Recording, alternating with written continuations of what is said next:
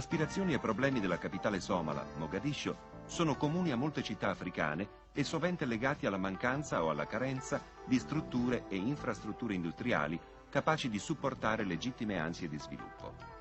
Di tali aspirazioni si è fatto interprete il governo italiano.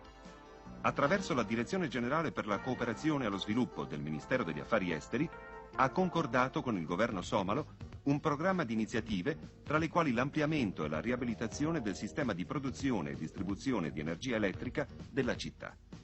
La realizzazione dell'intervento è stata affidata all'industria elettromeccanica italiana sotto la supervisione dell'Enel, che opera in stretta collaborazione con l'ente elettrico somalo, ENEE.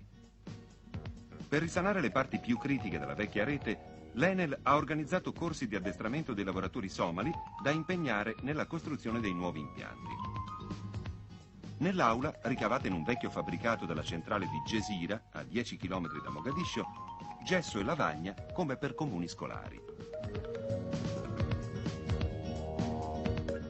Un puntuale e scrupoloso lavoro di verifica dei livelli di apprendimento prima dell'applicazione pratica dei metodi di installazione di una linea elettrica sotto lo sguardo attento dell'istruttore italiano, pronto ad entrare in azione per rinfrescare all'allievo tecniche e criteri operativi appresi durante i corsi.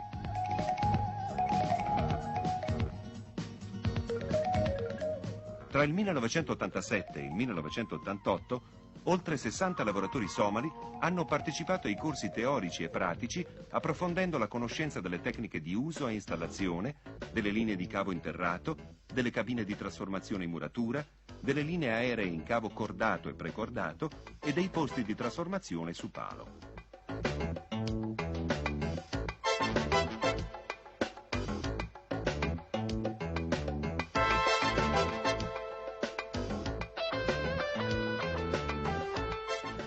La precarietà della rete distributiva rendeva inderogabile un'azione di risanamento capace di restituire un'accettabile funzionalità al sistema elettrico della capitale.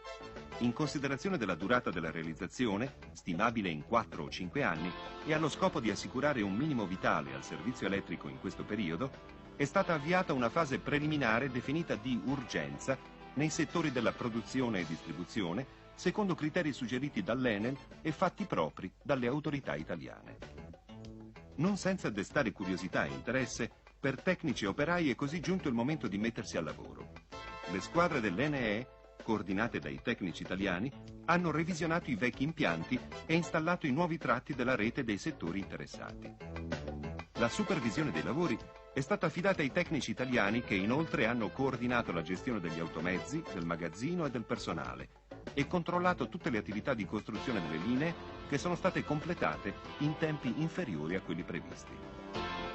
Per le cabine di trasformazione da media a bassa tensione, per i posti di trasformazione su palo e per le linee di media tensione, l'attività si è svolta dal 5 aprile al 12 settembre del 1988, mentre per gli impianti di bassa tensione i lavori sono stati avviati il 10 maggio e conclusi il 10 novembre dello stesso anno.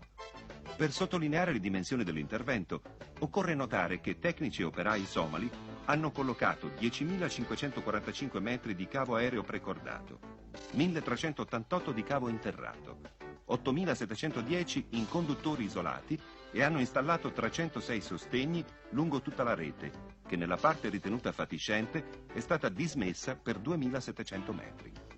Si tratta della prima fase di una serie di azioni che costituiscono l'oggetto della cooperazione tra l'Enel e l'ENEE, che dovrebbe essere realizzata attraverso servizi di consulenza tecnica nei campi della produzione, trasmissione e distribuzione di energia elettrica, nonché studi e ricerche per la progettazione e la costruzione di nuovi impianti. In questa direzione, particolare attenzione potrà essere dedicata alle fonti di energia, alla pianificazione, all'esercizio e controllo di sistemi elettrici di potenza, agli studi speciali sulle reti di trasmissione e distribuzione. Tra gli impegni ipotizzati figurano anche i programmi di ricerca, l'addestramento del personale, l'assistenza e la supervisione per l'esercizio e la manutenzione di centrali, di sottostazioni elettriche, di apparati di trasmissione e comunicazione.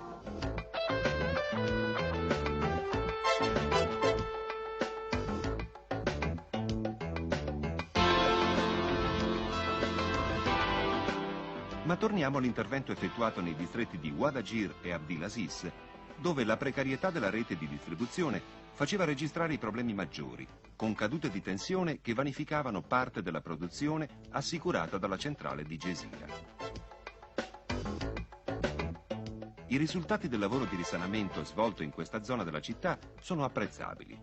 Ad operazione ultimata, i tecnici hanno verificato che il fattore di potenza è salito da 0,65 a 0,82. In altre parole, il rifacimento della vecchia rete distributiva e l'installazione dei nuovi tratti hanno determinato un soddisfacente recupero dell'energia elettrica che si perdeva lungo la vecchia linea. Notevoli, di conseguenza, i vantaggi per le più disparate utilizzazioni, soprattutto per quelle di carattere domestico, con esigenze e usi riscontrabili in qualunque abitazione europea.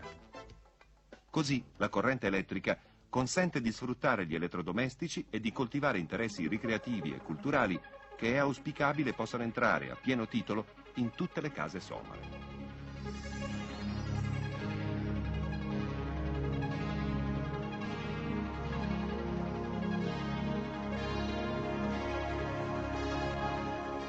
Prescindendo dalla rilevanza tecnica dell'intervento, occorre rimarcare non solo la grande esperienza umana maturata in terra somala dal personale dell'Enel, ma anche e soprattutto quella professionale vissuta dai tecnici dell'ENEE, che in futuro potranno farne tesoro nell'avvio di un nuovo e più razionale sistema lavorativo e organizzativo, potendo ancora avvalersi della consulenza italiana nei diversi settori. In questo senso, e nel quadro degli intercorrenti accordi di cooperazione, l'Enel continuerà ad assicurare un adeguato supporto tecnico e scientifico che già in questa prima circostanza ha sortito gli effetti auspicati.